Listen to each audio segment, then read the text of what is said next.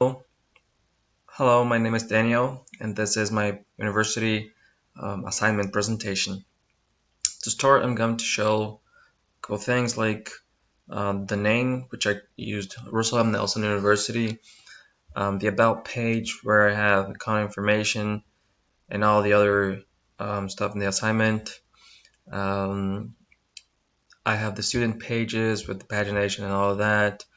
I can make searches and also um, sort by name and date, enrollment date.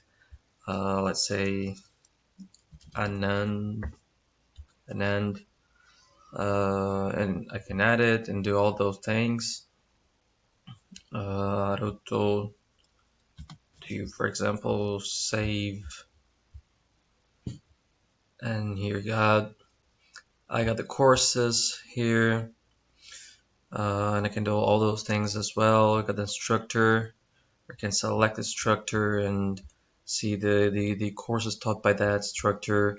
I can edit and also add new courses, for example this one, and save, and now it's added.